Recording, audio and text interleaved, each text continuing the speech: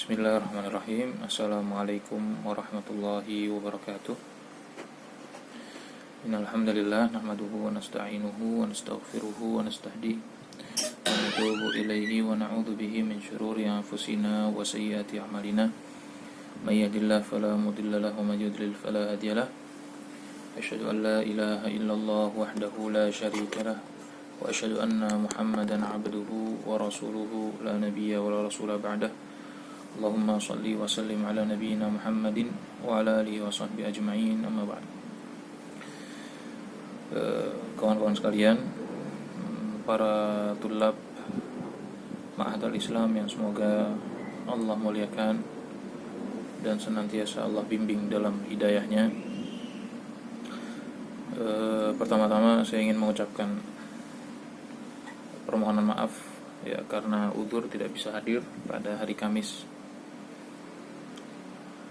yang seharusnya saya hadir, tapi saya tidak bisa hadir karena ada beberapa keperluan. Maka di sini kita akan melanjutkan materi kita Qawaid Fiqhiyah. Insyaallah tidak akan lama karena namanya pelajaran yang virtual ya, apalagi rekaman itu membosankan kalau lama-lama. Maka kita akan mengambil beberapa kaidah dan penjelasan secara ringkas. Insyaallah akan kita detailkan lagi, atau kalau nanti ada pertanyaan bisa ditanyakan pada pertemuan Kamis terakhir ya, sebelum antum ujian. Baik teman-teman sekalian, kemarin kita sudah terakhir membahas wasailul umuri kal maqasidi wahkum li hadzal hukmi lizawaidi.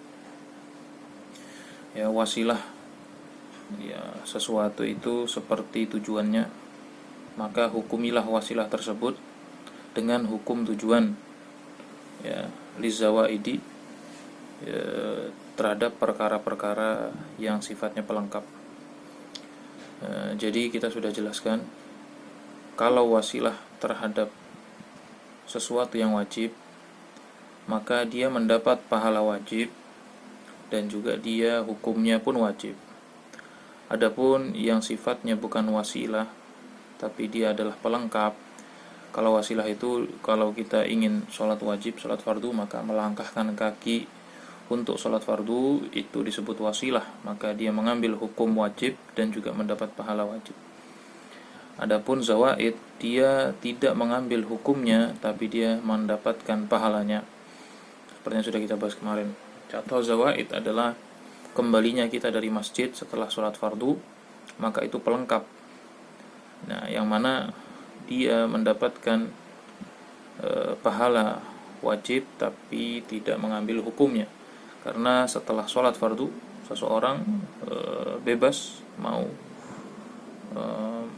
mau kemana ya kan, dia mau melaksanakan apa itu terserah dia, tetapi dia tetap mendapat pahala disebabkan itu sebagai pelengkap kewajiban. Ini yang terakhir kita bahas. Setelahnya qaulul muallif rahimahullahu taala, nafa'ana bi'ulumihi wa ulumi masyayikhina fid darain, wal khata'u wal ikrahu wan nisyanu asqatahu ma'budun ar-rahman, lakin ma'al itlafi yathbutul badal wa yantafi at-ta'thimu anhu wa zalal. Nah,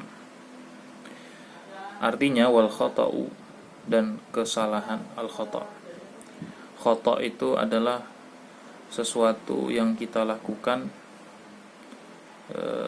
secara tidak sengaja ya, salah gitu ya. Contohnya misalnya seseorang dalam peperangan dia ingin membunuh musuhnya, orang musyrik, tetapi salah bunuh, yang terbunuh adalah ternyata saudaranya sendiri yang muslim, maka dia tidak maksud, tidak sengaja ya, ingin membunuh kafir tapi atau musyrik, tapi yang terkena adalah orang muslim, makanya disebut khata ya. Maka wal khata'u, adapun khata, kesalahan, wal ikrah, dan ikrah, akraha yukrihu ikrahan, ini artinya terpaksa. Ya, wan nisyan, dan lupa. Lupa ya ma'ruf ya, kita ingin melakukan apa tapi kita lupa melakukannya. Ya. Maka asqatahu ma'budun rahman, maka Allah asqat ini jatuhkan. Jadi maknanya di sini Allah tidak hitung sebagai dosa. Ya, Allah tidak menghitung sebagai dosa hal-hal yang dilakukan karena salah, hal-hal yang dilakukan karena terpaksa, hal-hal yang dilakukan karena lupa. Ya. Itu dalilnya dalam hadis ya, rufi'a an ummati al-khata' wan nisyan wa mastukrihu alaih. Diangkat dari umat ini yaitu salah, lupa, dan sesuatu yang dipaksa. Ini diangkat, maksudnya diangkat di sini diangkat dosanya. Ya, lakin mal itlaf, tetapi jika hal itu terjadi disebabkan tiga hal tersebut, khata', ikrah, nisyan. Tetapi kalau terjadi itlaf, ya, al itlaf yaitu kerusakan, ya, akibat dari lupanya dia, akibat dari salahnya dia, ya sebetul badal, tetap, ya, tetap harus diganti. Ya. Misalnya dia misalnya panahan ya, dia ingin memanah satu target, tetapi salah, tidak sengaja mengenai kambing, dan kambing itu punya orang lain, kebetulan kambingnya lewat, maka dia itu khata', bagian dari khata'. Namun kambing ini bukan berarti orang tadi tidak wajib menggantinya, tidak. Allah maafkan karena kesalahannya, tapi dia tetap wajib mengganti harga kambing tersebut dan diserahkan kepada yang memilikinya. Maka lakin mal itlaf yathbutul badal. Tetapi kalau ada kerusakan pada sesuatu yang kaitannya hak orang lain, maka dia tetap harus mengganti walaupun itu terjadi karena khata', nisyan, dan ikrah. Paham ya? Nah, bedakan, dia tidak dosa tapi tetap menanggung. Misalnya tadi yang pertama contoh khata' adalah orang membunuh, salah membunuh kaum muslimin, ya, maka dia tetap terkena diyat karena salah membunuh. Ya. Jika aulia maktul itu menuntutnya. Nah, maka masalah hak orang lain ini tidak gugur, tetap harus diganti. Ya. Maka ini yang harus difahami. Kemudian al-ikrah, terpaksa, ulama mendetailkannya. Terpaksa itu ada dua, ya, terpaksa yang mulji sama ghairu mulji, atau al-ikrah yang terpaksa yang tidak punya pilihan sama sekali, dengan terpaksa yang masih bisa dia pilih sebenarnya. Contohnya gimana? Terpaksa yang dia tidak bisa memilih sama sekali adalah misalnya dia kan kita tertangkap oleh seseorang, kemudian kita disuruh memegang pisau, dan tangan kita digerakkan oleh orang lain itu, dan kita sudah berusaha menahannya, digunakan untuk membunuh saudara kita yang lain, tapi kita dipaksa tangan kita, bunuh dia menggunakan tanganmu. Dia kasih pisau di tangan kita, kemudian tangan kita pun digerakkan oleh orang tadi untuk menusuk saudara kita. Ya. Maka ini disebut ikrah ghairu mulji. Enggak ada jalan keluar, kita enggak bisa menolak. Atau seorang wanita, ya, adja'ahu, ya, dibaringkan dengan dipaksa, kemudian dizinai. Maka ini ikrah, dia terpaksa berzina, maka tidak dihitung sebagai dosa. Beda kalau yang ikrah yang mulji, artinya dia masih bisa melepaskan diri sebenarnya. Contoh misalnya ada orang memerintahkan kita, ya kita misalnya ditangkap, ya. Kemudian orang tadi mengatakan kalau kamu mau bebas, kamu harus membunuh tetanggamu yang itu. Setelah kamu bunuh, kita akan melepasmu. Nah, tapi dia tidak punya kekuatan untuk memaksa kita gitu ya. Dalam arti dia tidak kayak tadi tangan kita digerakkan oleh mereka, tidak. Kita punya ikhtiar antara membunuh dia atau kita yang terbunuh. Nah, kalau kamu tidak membunuhnya, kamu akan saya bunuh misalnya.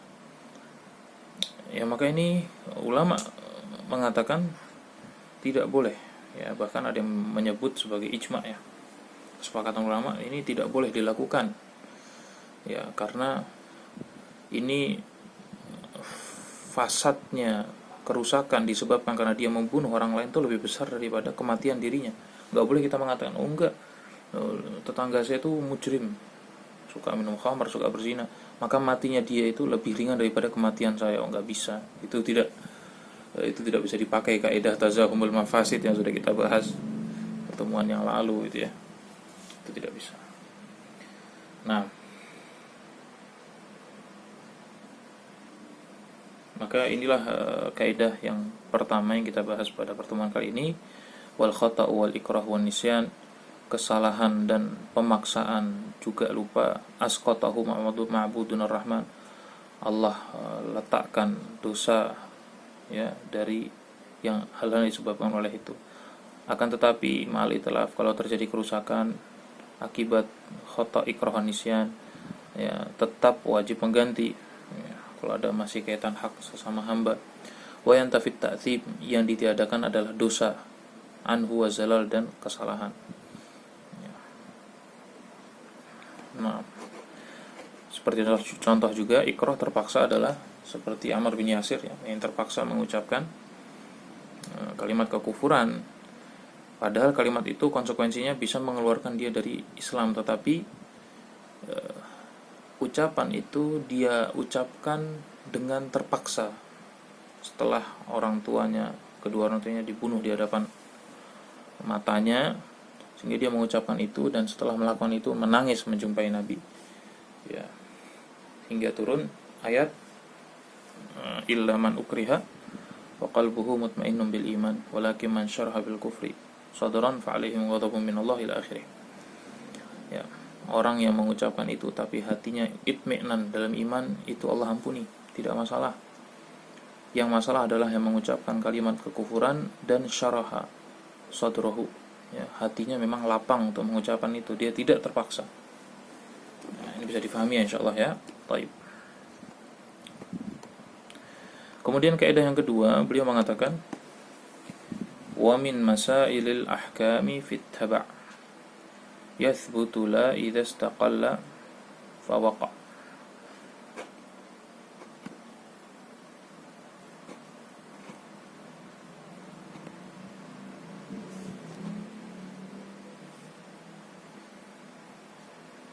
Baik. Nah, dan di antara perkara hukum adalah at-taba', sesuatu yang mengikuti. Yathbut, ya, at-taba' yang mengikuti itu hukumnya ada tetap, tetapi kalau sendirian dia tidak boleh. Jadi penyebutan kaidah ini dengan kalimat yang lain itu adalah yathbutu taba'an ma la yathbutu istiqlalan.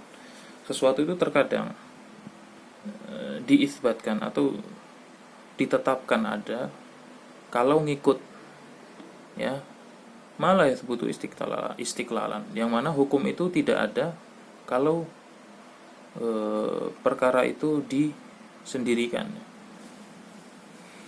Ya, sesuatu itu ada kalau dia sebagai pengikut, ya, dan sesuatu itu tidak ada kalau hal itu menyendiri, ya. Atau ada kaidah juga turunan dari ini, at-tabi'u tabi'. Nah, Contohnya ya, seperti orang membeli rumah, ya kan. Sedangkan rumah itu kan ada tiangnya, ada cakarnya, ya. Yang terlihat itu kan jendela, kemudian genteng, kayu-kayunya, kemudian tembok, ya. Adapun sesuatu yang tersembunyi seperti besi-besi, cakar, tiang-tiang yang ada, itu kan tidak terlihat. Sedangkan kaidah itu menjual sesuatu yang tidak diketahui itu kan nggak boleh. Sedangkan tadi ada sesuatu yang tersembunyi, tapi dia sebenarnya statusnya ngikut. Ya. Jadi tiang itu diikutkan dengan rumah yang terlihat. Ya. Jadi dia tabak, pengikut. Dia dihukumi boleh kalau statusnya ngikut kepada yang lain, yaitu digabungkan dengan yang lain, yang mana kalau kita menjual sesuatu yang tersembunyi secara tersendiri itu tidak boleh, ya. Atau yang disebut dengan bai'ul majhul, sesuatu yang tidak diketahui. Kan tiang kan kita nggak lihat tuh kayunya ada apa, besinya dari apa, ya kan, kandungan semennya berapa. Kalau menyendiri nggak boleh, tapi kalau itu ikut kepada rumah secara umum dia boleh, ya. Ini contohnya seperti itu. Padahal hukum asli menjual sesuatu yang tidak diketahui kan nggak boleh, baik syai'ul majhul, sesuatu yang tidak diketahui ya secara pasti, seperti menjual susu di dalam dara, ya, apa itu dara, ya, masih dalam puting hewannya, itu kan tidak boleh karena tidak pasti ukurannya. Tetapi menjual sapi dengan susunya sebagai tabak mengikuti, misalnya dia jual sapi yang tidak sapi perah itu sekian juta, tapi sapi perah itu sekian juta. Misalnya yang tidak perah 10 juta, dengan perah dijual 13 juta. Maka 13 juta ini kan harga lebihan untuk susu tadi, ya, untuk perah, kegunaan sebagai sapi perahnya tadi. Ya, ini boleh karena tujuannya adalah menjual sapi keseluruhan, memang ada kelebihan harga karena ini itu sebagai pengikutnya saja. Tapi secara menyendiri menjual susu, misalnya saya mengatakan saya punya sapi ada yang sudah banyak susunya, kemudian saya katakan saya jual air susu sapi tersebut, jumlahnya harganya 60.000. Ketika diperah ternyata itu cuma kelihatan besar saja, tapi isinya tidak sampai 1 liter, kan itu rugi. Fihi jahalah, kan? Ini tidak boleh. Atau bai'ul jahalah seperti menjual ikan dalam kolam. Saya jual ikan di kolam ini seharga 1 juta. Ya. Ternyata setelah dipanen, ya, jumlahnya banyak sekali, bahkan kalau dirupiahkan bisa sampai 2 atau 3 juta. Dan penjual nggak ngerti ternyata sebanyak itu. Maka ini jahalah. Ini bisa merugikan pembeli maupun penjual. Nah, ini aslinya nggak boleh. Tapi kalau dia tabak statusnya, ngikut, nah itu boleh. Contoh lain misalnya sesuatu yang hukumnya kalau ngikut itu bisa, tapi hukum menyendiri itu nggak boleh, adalah syahadatu almar'ah, persaksian wanita dalam persusuan. Kalau ada seorang wanita mengatakan saya telah menyusui laki tersebut dan perempuan itu, maka tidak boleh mereka berdua menikah. Padahal kalau kita kembali kepada hukum asli, persaksian wanita itu tidak cukup 1, ya kan?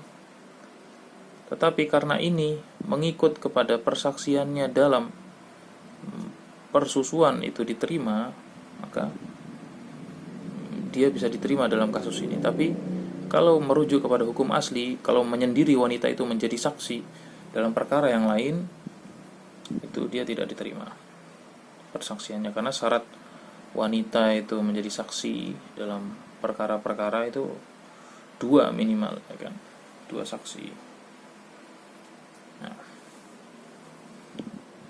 Nah, inilah kaidah yang kedua. Kemudian kaidah yang ketiga, beliau mengatakan wal urfu ma'mulun bihi idza warad hukmun min asy-syar'i syarif lam yuhad. Dan adat itu diberlakukan idza warada hukmun min asy-syar'i syarif lam yuhad, kalau ada hukum dari syariat yang mulia ini tanpa ada batasan yang jelas. Jadi ini adalah al-adatu muhakkamah, atau disebut dengan kaidah lain al-adah muhakkamah. Yang mana adah muhakkamah ini termasuk kaidah kuliah kubra yang 5 itu yang sudah kita sering sampaikan. Ya, ada dararun yuzal, adatun qad hukimat, al-masyaqqatu tajribut taysir, yang ketiga. Yang keempat, al-yaqinu la yazulu bisyak, yang kelima, al-umuru bimaqasidiha. Maka kaidah-kaidah fikih itu merujuk kepada 5 kaidah besar ini. Maka ini al-urfu ma'mulun bihi idza warad hukmun min asy-syar'i syarif lam yuhad. Ya, kearifan atau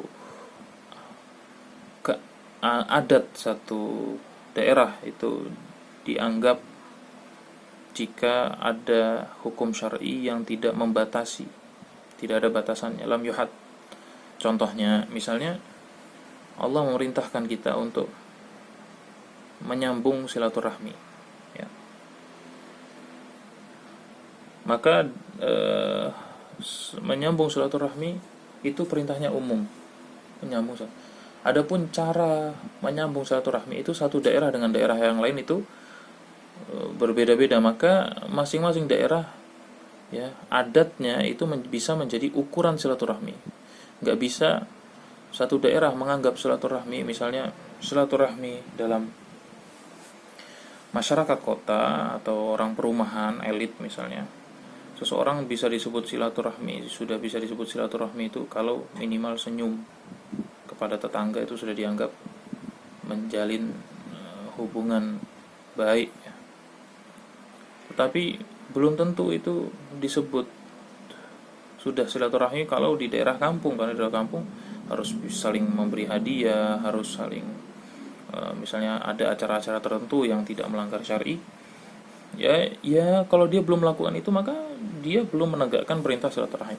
Atau birrul walidain. Birrul walidain satu daerah dengan daerah lain berbeda, ya. Ya, disebut berbuat kebaikan kepada kedua orang tua, mungkin daerah tertentu ketat sekali atau ta'zimnya luar biasa.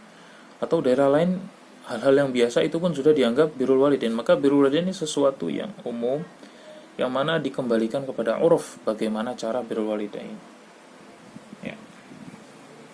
Ya, walaupun tetap tidak patokannya juga syariat, birrul walidain yang tidak melanggar syariat, yang tidak berlebih-lebihan dalam ta'zim.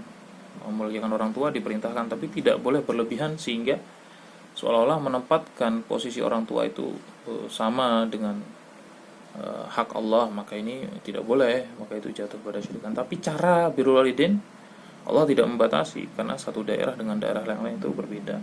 Maka adat itu bisa menjadi hukum dalam hal-hal yang ada perintahnya oleh syariat tapi tidak dibatasi. Misalnya juga ini bisa diterapkan dalam persoalan ujroh, ya, upah, ya. Misalnya ada orang mengangkati barang kita, ya kan, dan kita belum menanyakan kepada dia harganya berapa, dan dia ketika ditanya terserah kita, maka kita harus mencari tahu ujratul misl, upah serupa pekerjaan yang dilakukan dia rata-rata berapa. Oh, kalau misalnya tukang seharian bantu itu 130.000 rata-rata, maka kasih 130.000 atau lebih kan boleh, tapi kurang dari itu tidak boleh dilakukan. Karena si pekerja ini dia mengharapkan upah dan dia tidak menyebutkan upah yang dia minta. Maka ujratul misl itu adalah menjadi hukum, ya. Kembali kepada kaidah al-adatu muhakkamah. Al-urfu wal adah, ya, ada yang mengatakan al-urfu fil af'al wal adatu fil aqwal. Ada yang mengatakan al-urfu wal adatu itu sama, ya, artinya sama-sama adat. Maka inilah kaidah yang ketiga yang kita bahas pada Kamis kali ini. Kemudian kita masuk kaidah yang keempat. Beliau mengatakan mu'ajilul mahdhuri qabla anihi qad ba'a bil khusrani ma'a hirmanihi. Nah, maka kaidah yang selanjutnya ini ya, man istajala syai'an, siapa yang keburu kepada sesuatu, itu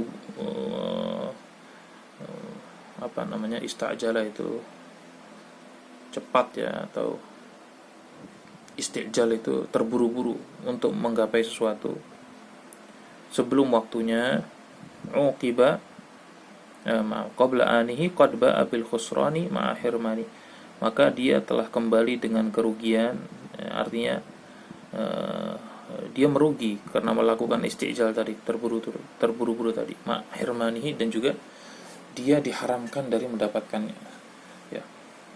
Orang yang terburu-buru menggapai sesuatu ya, bisa jadi dia malah haram mendapatkannya. Seperti contoh yang sering disebut para ulama adalah tentang warisan. Seorang yang membunuh ya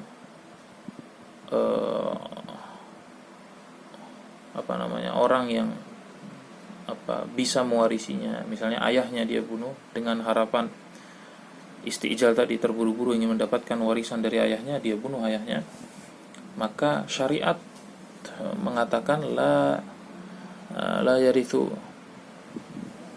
al-maqtul ya, gimana ya dalam hadisnya, saya agak lupa ya, seorang yang la yarithul qatil al-maqtul, atau kama qala Nabi sallallahu alaihi wasallam, orang yang membunuh tidak mewarisi yang dibunuhnya ya, muamalatan binaqidi qasdi ya, dia disikapi dengan lawan dari keinginannya ya. Ya, di antara yang tidak mewarisi itu orang kafir ya kan, orang yang beda agama, dan juga orang yang itu tadi ya, membunuh orang yang mewarisinya dengan tujuan terburu tadi, ingin mendapatkan warisannya, maka dia tidak mendapatkan warisan ya, dan syariat menghukumnya dengan itu. Tadinya dia ingin mendapatkan warisan dengan cara membunuhnya, tapi malah ternyata dia tidak berhak mendapat waris ya. Begitu juga seorang yang beristri dan memiliki harta, ketika dia sakit dan sakit ini dikatakan bisa membawa kematian, dia mentalak istrinya dengan maksud agar istrinya tersebut tidak mendapatkan warisan karena sudah ditalak.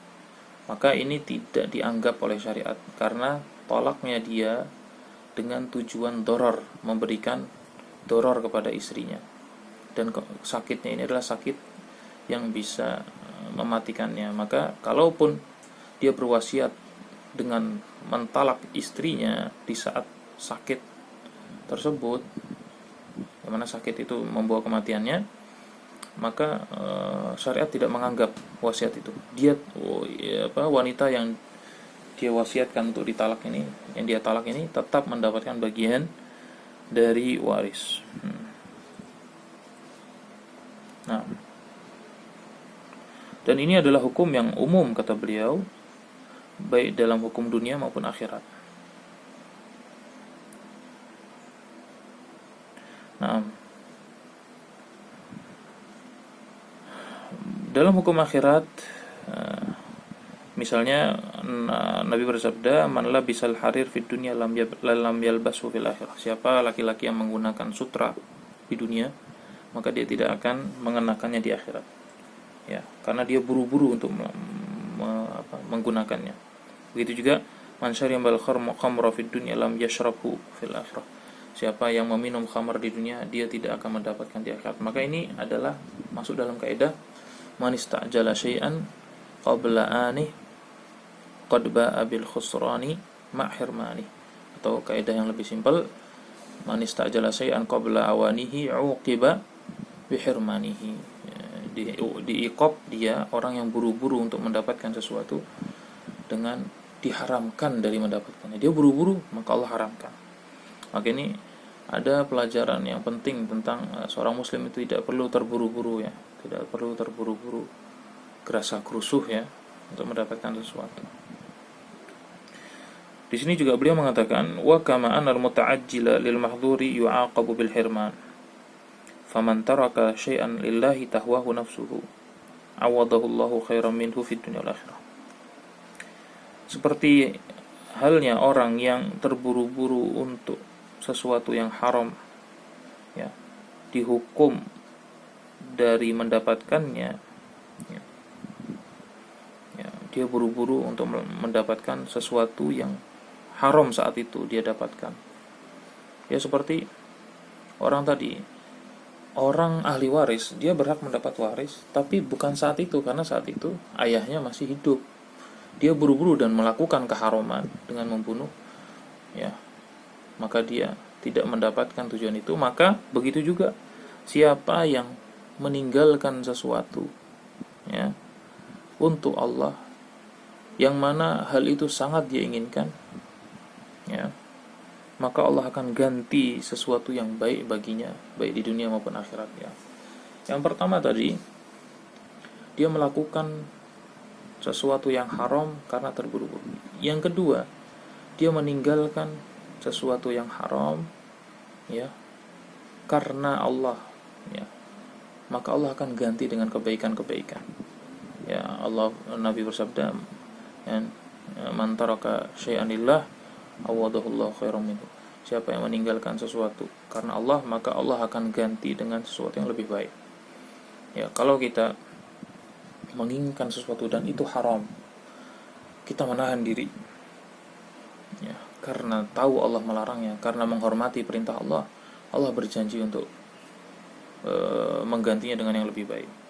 Siapa yang misalnya dia masih terikat dengan pacaran misalnya kan antum, kemudian ingin sekali berpacaran tapi dia tahan, maka yakinlah Allah akan mengganti dengan sesuatu yang lebih baik. Atau terlibat dalam satu dosa, kemudian dia tinggalkan dosa tersebut, berharap Allah menggantinya dengan yang lebih baik, pasti Allah ganti dengan yang lebih baik. Yakin itu, karena itu janji ya. Karena dalam teksnya itu man taraka syai'an lillah awadahullah. Taraka syai'an lillah ini disebut jumlah syartiyah. Awadahullah ini jumlatul jawab ya. Ya, dia sebagai jawaban atau sesuatu yang pasti ya, janji dari Allah bagi siapa saja yang mau meninggalkan keharaman ya, atau sesuatu yang sia-sia, Allah akan ganti dengan sesuatu yang lebih baik. Itu juga bisa berbentuk kegiatan. Orang yang suka nge-game misalnya, suka nonton, kemudian dia berjanji kepada Allah atau berazam, ya Allah, saya ingin meninggalkan hal yang sia-sia ini, maka biasanya atau Allah janji akan mengganti dengan yang lebih baik. Bisa dengan dia diganti dengan kegiatan yang positif yang lain. Dia jadi suka baca, dia jadi mendapatkan kegiatan suka murojaah, atau dia mendapat kegiatan berniaga yang bisa bersedekah dengannya. Intinya yakin dengan janji Allah. Kalau kita meninggalkan sesuatu karena Allah, Allah akan ganti dengan sesuatu yang lebih baik. Nah,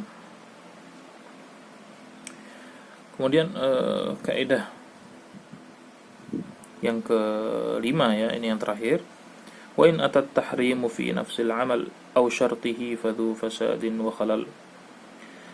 Kalau seseorang mendatangi keharaman dalam satu amalan tersebut atau dalam syarat-syaratnya, dia melakukan tidak melakukan syarat-syaratnya yang harus dilakukan dalam satu amalan, fadhu fasadin wa khalal, maka amal tersebut disifati dengan fasad dan rusak, artinya amal itu tidak diterima.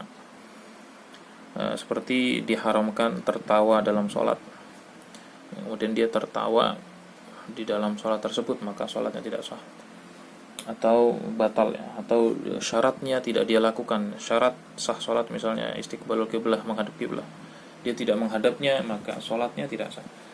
Tetapi kalau keharaman yang dilakukan itu kharijul ibadah, sesuatu yang di luar ibadah, maka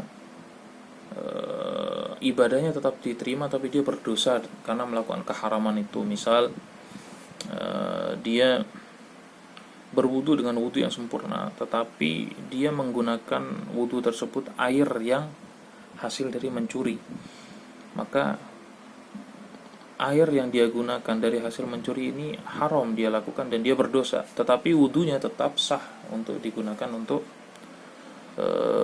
amalan yang mengharuskan wudu. Atau dia sholat di tempat yang dia belum izin, maka kelakuan dia melakukan sholat ini di tempat yang belum izin adalah kelakuan yang berdosa, tetapi sholat yang dilakukan itu tetap sholat yang sah, karena larangan ghasab tadi adalah kharijul ibadah, bukan larangan dalam ibadahnya, atau keharaman yang dia lakukan ini keharaman yang bukan kembali kepada ibadah tersebut, tapi kharijul ibadah, sesuatu yang di luar ibadah. Wallahu a'lam bishawab. Inilah yang bisa kita bahas pada pertemuan kali ini. Semoga bermanfaat. Saya harap ini, karena ini hanya sekitar 40 menit, sengaja saya tidak memanjangkan karena membosankan ya kalau video ditonton lebih dari 40 menit. 40 menit itu sudah lama sekali. Jadi saya harap antum tidak keluar kelas, antum gunakan untuk murajaah kaidah-kaidah yang sudah kita bahas dari al-umur ad-dinu mabniun 'alal masalih. Atau saya kasih tugas ya, jadi 2 kelompok. Silahkan 2 kelompok ini, kelompoknya ketuanya yang satu siapa itu ya, yang di pojok kiri, yang sempat sakit dari arah meja saya ya, di pojok kiri, dan ketua kelas. Kalau tidak ada ketua kelas, maka yang menjadi ketua kelompok ini yang pojok kanan ya, silakan dipilih anggotanya. Kemudian yang kelompok pertama murajaah bersama dari bab ad-dinu mabniun 'alal masalih sampai bab wa tarjiul ahkamu lil yaqini fala yuzilu syakku lil yaqini. Kemudian kelompok kedua dari atau kelompok yang pertama tadi wa kullu mahdhurin ma'ad darurah biqadri ma tahtajuhu darurah, sebelum bab wa tarjiul ahkami lil yaqin. Adapun kelompok kedua dimulai dari wa tarjiul ahkamu lil yaqin fala yuzilu syakku lil yaqini sampai akhir ya. Di pertemuan yang akan datang saya akan menanyakan ini, dan kalau tidak dilakukan maka ada iqabnya insyaallah. Tamam. Baik, barakallahu fikum. Sallallahu alaihi wasallam ala nabiyina Muhammad wa ala alihi washabbihi ajma'in. Subhanakallahumma bihamdika asyhadu an la ilaha illa anta astaghfiruka wa atubu ilaik. Assalamualaikum warahmatullahi wabarakatuh.